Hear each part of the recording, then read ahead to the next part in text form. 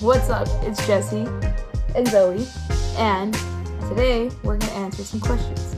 First question is, how many tattoos do each of you have, and what meaning do they have? I have 4 tattoos.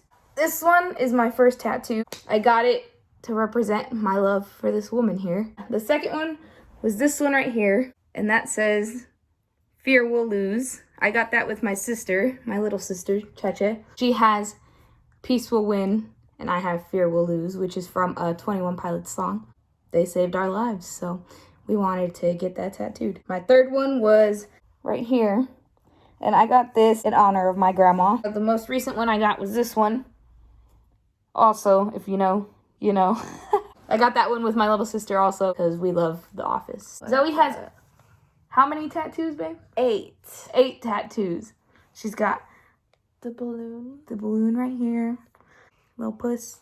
I just got this. Okay, so that one's my favorite one because I got it from my grandma. When I was little, she had like an animatronic sunflower and it's saying "You are my sunshine," and I guess it was my favorite thing in the whole world. And then I have a star tattoo. My first ever tattoo was the one I got on my foot, and it's a star. Look at the lines from your socks. So that was my first one. And everybody in my family gets star tattoos. So that was my very first one. And then I've got a rose. Yeah, I have a rose on this shoulder. And then I have, it says "breathe" in cursive, and it has a semicolon with a heart. And then I got the sucker from Trick or Treat. It's Samuel's sucker. And she also has the Mad Hatter hat. Oh, I forgot about that one. It's my only color piece. I love it. Where is it at? It's right here. I always forget. Here. Poor thing. Zoe got eaten up by the mosquitoes. How and when did you know you were trans? How? I read a lot of articles and I watched a lot of YouTube. And yeah, I mean, I just educated myself on the matter, and that's how I knew. I just knew. It's something that just felt right to me. Like, I wasn't really me, you know? Like, I was, but I wasn't, you know? Something was just not there. Something wasn't right, you know? And once I found out, oh, yeah, that's me, like, I was unhappy for a while just because I couldn't tell anybody. Like, I didn't tell anybody, and that's for the win. I learned of all this when I was, like, I want to say, like, 15 and a half, 16 years old, maybe. And I felt like I couldn't tell anybody. I didn't tell my ex-girlfriend. I didn't tell any of my friends. I didn't tell anybody. Like, I felt like I couldn't. I didn't tell anybody, I think, because I was just afraid. I didn't want anybody to think anything less of me or not love me anymore, you know, because one of my only fears in life is to lose the people that I love. So yeah, I found out when I was like 15 and a half. My ex-girlfriend was the first person I came out to, and I came out to her when I was like 17, I think. And throughout the rest of our relationship, she never respected that. Like, she said she did, but she never used the correct pronouns or anything. And I understand that it was hard because we were together since I was 14, so that's a long time, you know, to, you know, just switch the pronouns up. But it's just, she should have. But after that, I came out to my little sister, and she gave me the strength that I needed for a very long time. She was like my main source of, you're gonna be okay. So that's cool. I just knew, and it was a long time ago, but I wasn't fully out to everybody until sometime last year because my parents were the last people that I told. And they knew, you know, my sister would hint to them and everything, but I wasn't ready to come out to my parents, and I just did sometime last year. I can't remember at all, but it was sometime last year. I've known for the longest time, and it's sucked not being myself for so long, but now that I am, I'm happy, man. It's great. Have you and Zoe talked about having kids? Yes. Yes, we have. We have come to an agreement of how many kids we want to have, approximately when we want to have them, and how we're going to accomplish it. Yeah, how we're going to accomplish it, yeah. I think that's all you guys need to know on that. But yes, we have talked about having kids. I'll let you guys know how many we want. 4. Do you have to use a needle for your testosterone?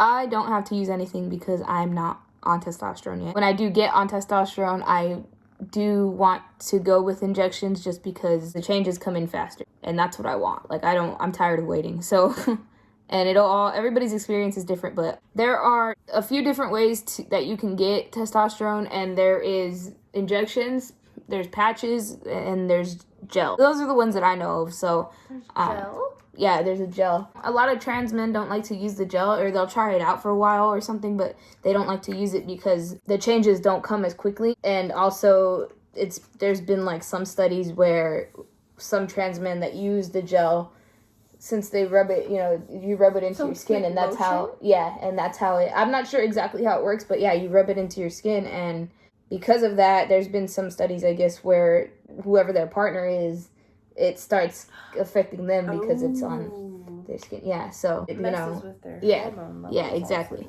But yeah, those are the ways that I know of. But I am hoping to do injections. Do you get offended easily when it comes to questions and comments pertaining to your gender? No, I do not. Zoe always tells me that she is so thankful for my attitude surrounding my situation and whatnot, because I really don't care what anybody else has to say or think. Like, you can say it, I'm gonna look at it, I'm gonna read it, I'm gonna listen to you, and I'm just not gonna care. He's always more than happy to answer questions. I think that's great. Yeah, I always answer questions. There are some people that ask questions very rudely, but I always answer them. It's better to educate than to have anger in my heart and hate for whatever reason. I try not to. So, what's your favorite thing to do together? I would say since we came out here, our favorite thing to do is, like, we try to find a new place. Like, on our days off together, we try to find, like, a new place to explore out here, and I love that. It's so fun. Yeah, I love that too. One of my favorite things to do with her is read, when we read Harry Potter to each other. She reads most of the time, but I read it sometimes. I read a lot slower than most people. I don't know why, but I read a lot slower than most people, and I'm just so thankful that she deals with it. So she says she likes it when I read, but I don't know. But I love when she reads. I love it. I love hearing her voice, and she's just really good at reading, especially Harry Potter. What are your favorite movies? Like, I think together. Well, that's what I was. Separately? That's what I'm thinking. I don't know. We can say both, I guess. Okay. You can go first. Okay. If you want, because you seem to know right off the bat. I have so many favorites. I have categories. So Alice in Wonderland is my favorite movie of all time, and not the live action, the old school animated one. Yes. She watches that one when she doesn't feel good, when she feels icky. What she says is icky. Yeah, when I'm sick or feeling icky. Yeah, she'll watch that one. Yeah, I do. It makes me feel better. I love Harry Potter, obviously. I want to say... You get your Hogwarts shirt on. I do. I want to say my favorite, like funny movie is Monty Python and the Holy Grail. And my favorite scary movie is all of the Nightmare on Elm Street series. Oh, yeah. And then Scream. They're kind of tied, because I love Scream. What's our favorite movie to watch together? We don't really watch movies over again. We really like watching Medea movies together. Yeah, they're funny. We love those movies. She was very good at that. I used to watch a lot of movies. I mean, I still do, but, like, I don't remember any of them. So, like, it's really hard for me to pick. But comedy, Step Brothers, or Pineapple Express. Scary movies, same. Nightmare on Elm Street, and... He doesn't really like to watch scary movies, so... I don't. When it comes to scary movies, it's just that they're not scary. Like, I like watching all the older scary movies, horror movies, but all the newer ones, I just, hot. That's how I feel about those movies. So, my favorite Disney movie, Ratatouille is my favorite Disney movie, because I love whipping it up. Yeah, that's all I'm going to give you guys, because she was really good at that. Zoe, that's you. What advice would you give to anybody dating a trans man? It's a lot and it's not a lot. You just treat them normal. Like, it's not even a big deal. Respect them and communicate, and just treat him like a normal person, because he is. I mean, just treat trans people like people, because that's what they are. Yeah, I'd have to agree. There's really not much else to it. I'm a person. I'm a human just like you. You don't have to like what I'm doing. Just have some respect, you know. You're not going to see me all day. I'm with her all day. Like, just mind your business. But yeah, if you are dating someone in the trans community, it's whatever. You just have to be understanding. Yeah. Which we both are. We're very understanding of each other. And like she said, communication, that's a big thing, definitely. Very important in every relationship, but especially when you have this circumstance, you know. I would also say depending on what part of the process they're in. You have to be more sensitive to certain like with aspects. Jesse, obviously he hasn't gone through any of the changes things yet. Yeah. And so it's just communication and being sensitive about their situation, because he specifically gets sad and you have to know when to comfort him and reel it in. Yeah. Like she said, you definitely have to be sensitive to each person's situation, because like, as with anybody, you know, but like for me, when it comes to certain things, I'll get triggered, and like just the smallest things will trigger me. Like I'll see something like even just an object and I'll get triggered, or I'll look at myself in the mirror someday and I will just triggered. Like it's hard, and it'll just send me into a depressive spiral, and I won't want to talk or anything. And she can tell, because even if I'm doing something, like if we're doing something together, I'll sit there and kind of just stare into space. Like I'll be looking at whatever we're supposed to be looking at, but I'm not really there, and it's a terrible feeling to have. So when you have a partner that's understanding, like Zoe's very understanding, and she's very helpful, and she's very sensitive in every aspect. So when you guys fight, how do you work it out? Communication. Exactly. And I think that's the biggest thing for us, is we're not listening to give a comeback. We're listening to more to understand. Yeah. We never fight. Yeah, no, we don't. We have arguments. Yes. We bicker. We have our spats. Yeah, we have our spats. And I think a big reason for that is because of what Zoe just said. Like, we listen to each other to understand, not to fight back. We don't, when we have these spats, we don't listen to each other to be like, but you know, it's not like that. It's, okay, I hear you. I'm sorry. I'll change that. Tell me what I need to do. And as stupid as it sounds, I feel like you just really need to use the I feel method a lot, not you did this. Yeah. It's I feel. Yeah.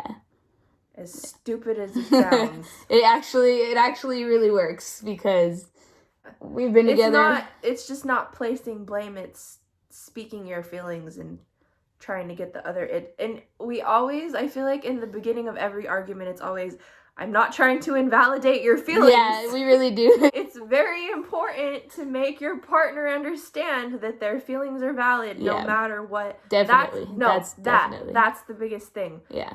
Your partner's feelings, no matter what they are always, always valid. Yeah, exactly. Like with her, sometimes she won't know she has an attitude, and I'll tell her you have an attitude. More often than not, she won't say, no, I don't. She'll say, I'm sorry. And, like, we'll figure it out, you know, but when he tells me that I have an attitude, he's not trying to be mean. He's just trying to point it out so that I can fix it. Yes. So I'll stop being a jackass. Really, it's just that, like she said, you can't invalidate your partner's feelings. Like, no matter what they feel, that's how you're not them. You don't know what they're feeling, so you can't be like, no, you don't feel that way. Like, what? But yeah, just don't invalidate your partner's feelings. Communicate, you know, that's what we do. We don't fight. We just talk it out. No yelling. No yelling, definitely. No throwing things. No hitting things. No. Don't do shit like that. It fucks your partner up. It really does. This is the last question. What's one place you would travel to if you could? We've talked about going to Greece. But yeah, thank you guys so much. Please don't forget to like, comment, and subscribe, and hit the notification bell if you want to be notified when I post a new video. Thank you guys. I'll see you in the next one.